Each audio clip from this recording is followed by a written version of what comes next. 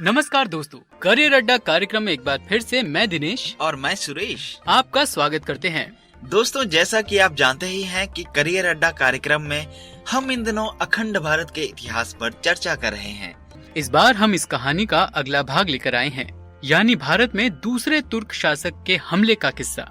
दोस्तों, जैसा कि हमने आपको बताया था कि मोहम्मद बिन कासिम के बाद महमूद गजनवी ने भारत पर 17 बार आक्रमण किया था और हर बार भारत को आर्थिक और सांस्कृतिक तौर पर क्षति पहुंचाई थी। गजनवी की मौत के बाद भी ये सिलसिला बंद नहीं हुआ।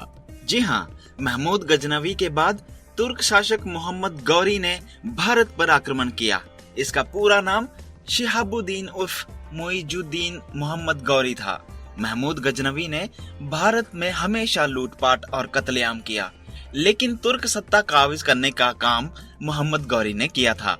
गौरी गजनी और हेरात के बीच बसे छोटे से पहाड़ी प्रदेश गौर का शासक था। मोहम्मद गौरी ने भारत की ओर कदम बढ़ाते हुए पहला आक्रमण 1175 ईस्वी में मुल्तान पर किया। इसके बाद दूसरा आक्रमण 1178 ईस्वी में गुजरात पर किया। वो जब भी भारत आया तब यहाँ के राजाओं को हराकर उनका खजाना लूटकर अपने देश ले गया। 1179 से 1186 ईस्वी के बीच उसने पंजाब पर फतेह हासिल की। इसके बाद उसने 1179 ईस्वी में पेशावर और 1185 ईस्वी में सियालकोट अपने कब्जे में ले लिया। 1191 ईस्वी में गौरी का सामना पृथ्वीराज चौहान से हुआ। ये इतिहास के चर्चित युद्धों में से एक है, जिसे तराइन का प्रथम युद्ध भी कहा जाता है। इस जंग में पृथ्वीराज चौहान ने बहुत ही आसानी से मोहम्मद गौरी को परास्त कर बंधक बना लिया। वे उसे मौत की सजा देना चाहते थे, लेकिन मोहम्मद गौरी ने अपनी भूल के लिए माफी मांगी और दोबारा कभी भारत न आने का वादा किया, जिसके बाद पृथ्वीराज ने उसे मुक्त कर दिया। हालांकि ये मोहम्मद गौरी की बस एक चाल थी। वो किसी भी तरह सम्राट पृथ्वीराज के बंधन से मुक्त होना चाहता था।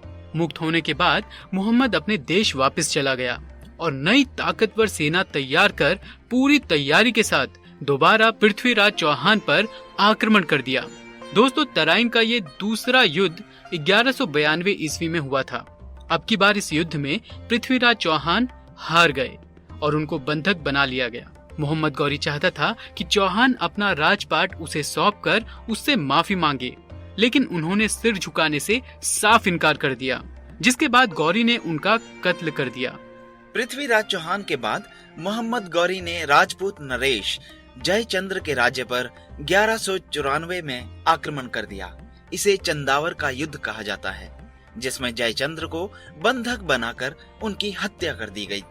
जयचंद्र को पराजित करने के बाद मोहम्मद गौरी ने अपने जीते हुए राज्यों का संचालन गुलाम कुतुबुद्दीन ऐबक को सौंप दिया और खुद वापस गजनी चला गया। नमस्कार।